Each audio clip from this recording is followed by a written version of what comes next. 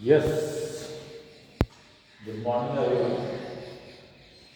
देखिए, last video में हमने परक्यूजिट्स को जो है बहुत अच्छी तरह समझने की कोशिश की। उसमें मैंने आपको डिफरेंट परक्यूजिट्स और उसकी प्रैक्टिकल क्वेश्चन और एक परक्यूजिट्स का कंबाइंड क्वेश्चन भी मैंने आपको सॉल्व करवाया था। आज जो हम नेक्स्ट पॉइंट पढ़ेंगे वो पढ़ेंगे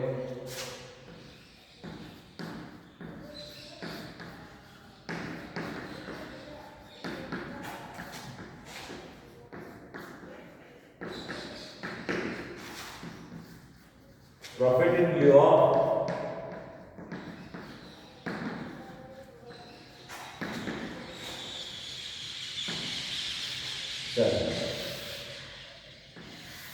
क्या पढ़ेंगे? वेतन के स्थान पर लाभ। अब देखिए, वेतन के स्थान पर लाभ से क्या मतलब? यदि कर्मचारी को वेतन न दिया जाए और उस वेतन के स्थान पर क्या दे दिया जाए, कुछ लाभ दे दिए जाए। ऐसे लाभ जो होते हैं उसमें जनरली रिटायरमेंट बेनिफिट्स जो शामिल किए जाते हैं। हालांकि उसके अलावा भी कई लाभ हैं जो शामिल किए जाएंगे।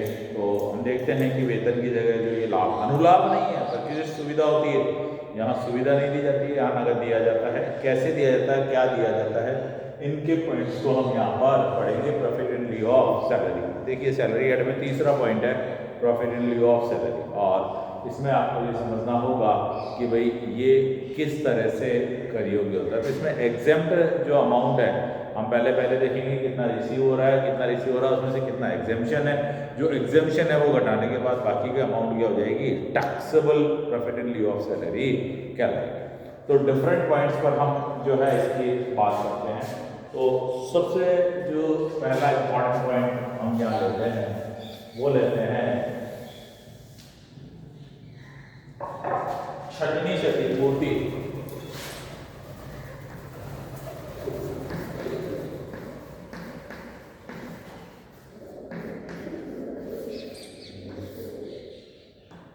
छठवीं क्षति क्या है? छठवीं क्षतिपूर्ति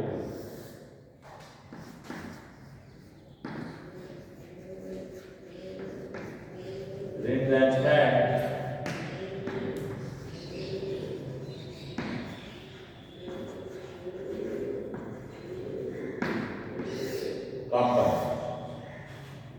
रिट्रेंचमेंट कंपनसेशन, छठवीं क्षतिपूर्ति। सुनिएगा ध्यान। जब भी कर्मचारियों की संख्या बहुत अधिक हो जाती है और कंपनी अच्छा लाभ नहीं कमा पा रही है, तो वो अपने कर्मचारियों की संख्या को काम कम होने की वजह से क्या कर सकती है, कम ही कर सकती है। देखा होगा आपने, कई कंपनियां जो है बीच बीच में अपने कर्मचारियों की छटनी करती है। उस छटनी के फलस्वरूप जो है कंपनसेशन दिया जाता है कि आपकी छटनी कर दी गई है तो आपको जीवन यापन के लिए कुछ तो दिया जाए। वह कहलाती है छठवीं क्षतिपूर्ति। अब देखिएगा, यहाँ क्षतिपूर्ति और भी तरीके से दी जा सकती है। कैसे? सेवा शर्तों में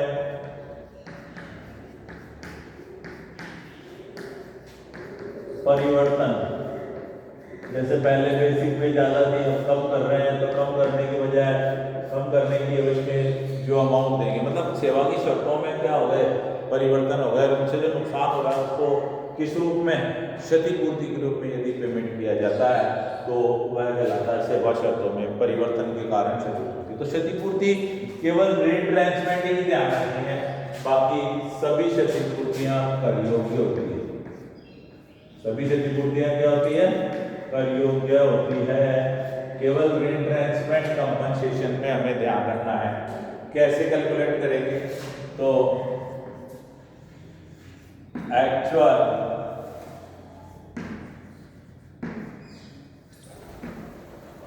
कंपनसेशन रिसीव।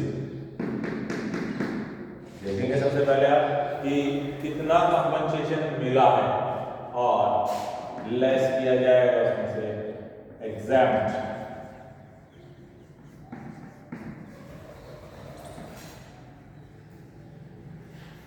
अमाउंट, और एग्जैम्प्ट अमाउंट लेस करने का जो रिमेनिंग रहेगा उसे कहेंगे हम क्या, ये taxable company.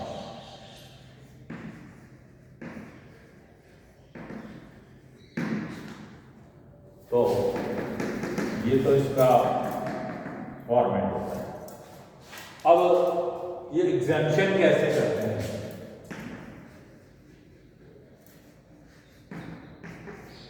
whichever is less. Number 8,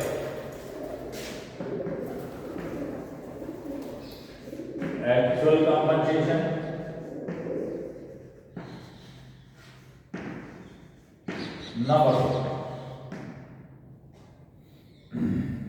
number 2 में आएगा 15 days for each year of service into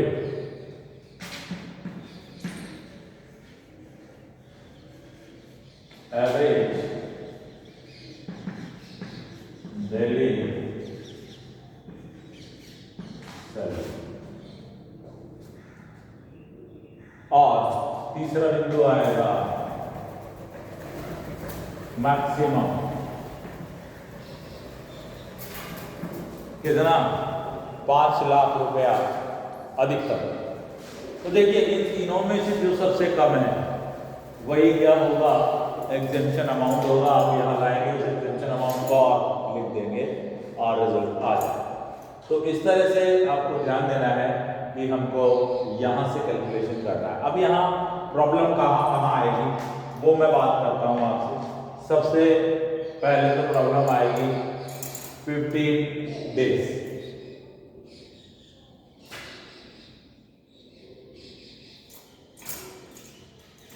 और 15 days of each year of service के लिए हमें देखना पड़ेगा यहाँ पर कि हर वर्ष की जो सेवा है उसमें 15 दिन का कैलकुलेशन हमें यहाँ पर करना है। कितने दिन का? 15 दिन। तो यहाँ 15 दिन का कैलकुलेशन तो हम कर लेंगे। कैसे?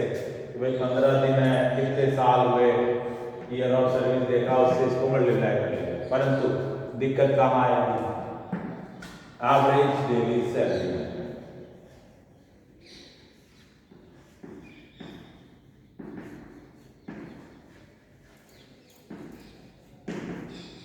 और एवरेज डेली सैलरी के लिए हमें क्या करना पड़ेगा? तो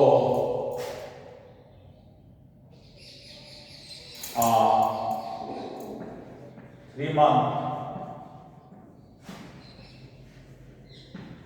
salary from compensation, previous 3 month salary divided by number of days, यानी 3 महीने की सैलरी और उसको किससे मल्टीप्लाई करना है? इसको नंबर ऑफ डेज से मल्टीप्लाई करना है। ध्यान दें, 3 महीने की सैलरी को पिछले 3 महीने के, वो 3 महीनों में कितने नंबर ऑफ डेज आते हैं उससे इसको क्या करना है? डिवाइड करना है। जैसे ये फरवरी, मार्च, अप्रैल, तो फरवरी के दिन, मार्च के दिन और अप्रैल के दिन, तीनों महीने की सैलरी ले लीजिए, तीनों के दिनों से क्या कर दीजिए बाहर, तो डेली आ जाएगा। ये एवरेज डेली से सैलरी में क्या क्या शामिल होगा? ये बहुत इंपॉर्टेंट टर्म है, यहाँ आपको ध्यान देना है। देखिएगा, बेसिक पे आ जाएगा, डी आ जाएगा, always D according to service rule आना चाहिए। मैं इसको और आपको कन्फर्म करूँगा। डी ऑलवेज ना आना चाहिए, क्या आना चाहिए? सर्विस प्लस कमीशन प्लस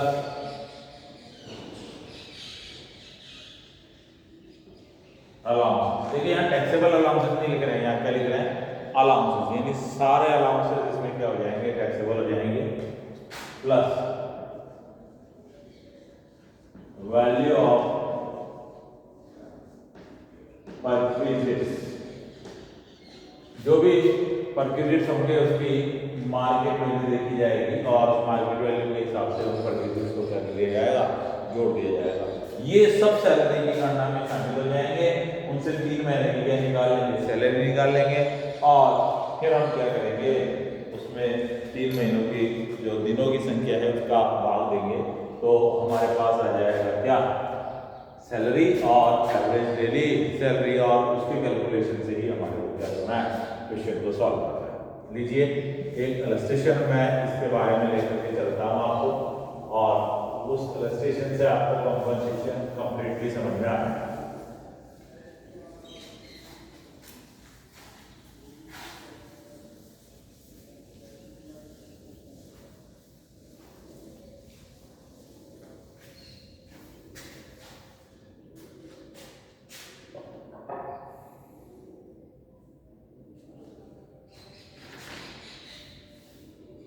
देखिए क्वेश्चन जो है वो श्री घनश्याम राजस्थान हैंडलूम फैक्ट्री में 1 मई 2007 को अपॉइंट हुए थे।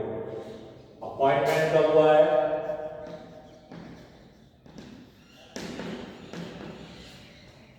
1 मई 2007। फिर आगे देखिए, नेक्स्ट लिख रहा है, उन्हें 15 जून 2019 को छटनी के कारण क्या कर दिया गया है, रिट्रेंचमेंट। कब, जून 2019, 15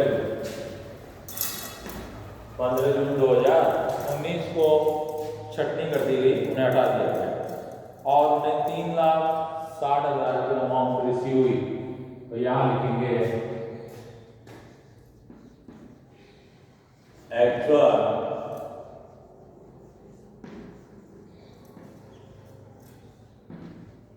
कंपनसेशन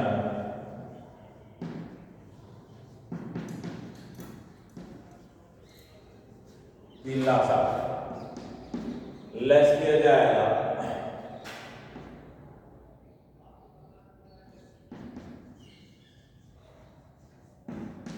एग्जेम्प्ट, तो रिसीव होगा टैक्सेबल कंपनसेशन, राइट। और देखते हैं अभी क्या रिजल्ट आते हैं इसके। सबसे पहले हम देखें एग्जेम्पशन के लिए हमारे पास 3 बिंदु है। पहला बिंदु एक्चुअल, वो कितना है, 3,60,000। दूसरा बिंदु मैक्सिमम, वो कितना है, 5 लाख। तीसरा बिंदु 15 days for each year of service. अब यहां ईयर ऑफ सर्विस भी ध्यान रखनी है आपको, हमें 6 महीने तक की सेवा को जो है नहीं लेना है, और 6 महीने हो गए तो आपको उसको 1 वर्ष मान लेना है। यानी देखना होगा हमें 1 मई से स्टार्ट हो, मई 2007 से मई 2008, 9, 10, 11, 12, 13, 14, 15, 16, 17, 18, 19, 14 वर्ष हो चुके हैं। और मई जून तो 1.5 मंथ, इसको लीव कर दिया जाएगा। ये 6 महीने हो जाए तो लेना है, नहीं तो नहीं लेना है। सॉरी, 6 महीने तक नहीं लेना है, 6 माह से ऊपर जाते ही क्या करना है, लेना है यहाँ पर। तो यहाँ 1.5 मंथ हो रहा है, तो 14 ईयर्स ले लिए हमने, तो 15 days इंटू 14 ईयर्स। अब यहाँ इंटू क्या,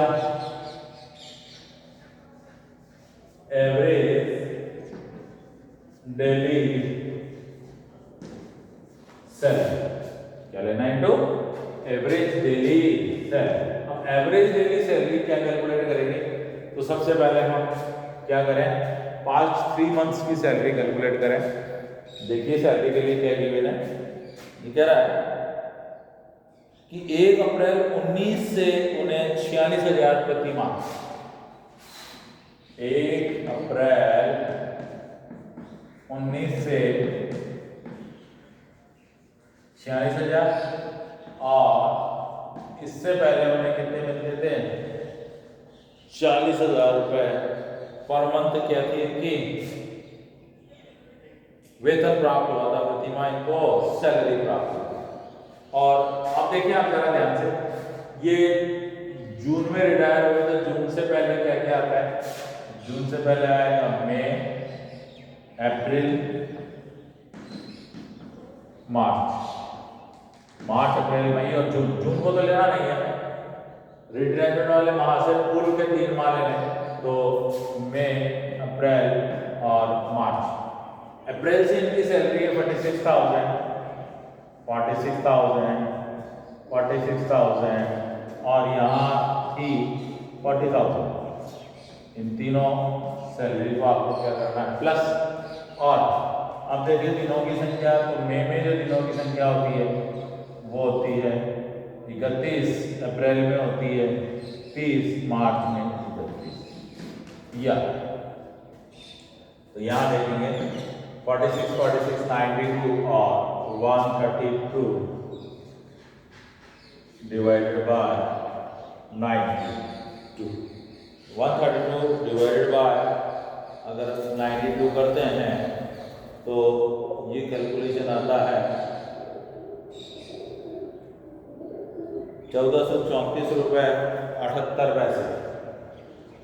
कितना आता है,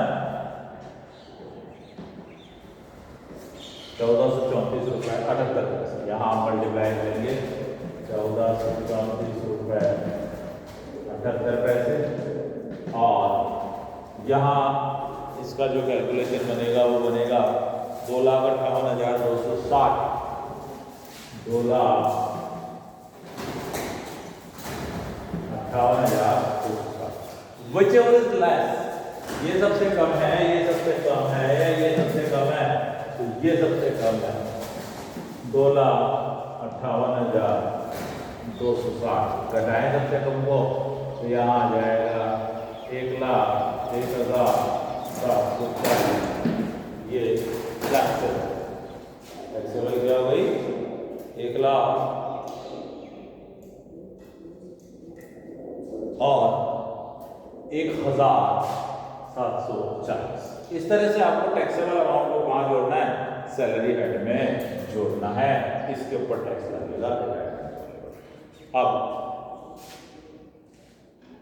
तो यहाँ आपने देखा कंपनसेशन में इन चीज़ों को महत्वपूर्ण तरीके से ध्यान रखना है, ये सबसे ज़्यादा महत्वपूर्ण एरिया है।